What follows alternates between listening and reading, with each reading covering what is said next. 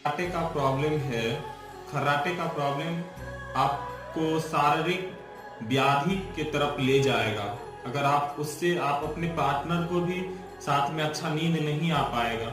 उससे बचाव के लिए ये जो रिस्ट है, ये यहाँ पर ये नोज का जो ये ऊपर वाला एरिया है, इस पे ऐसे करके सटा के ये आपका जो ये वाली उंगली है जहां जाकर सटेगा बीचों बीच, ये गवर्निंग वेसल्स चैनल है, उस पर ये पॉइंट्स है। इसको स्टिमुलेट करना है 30 बार।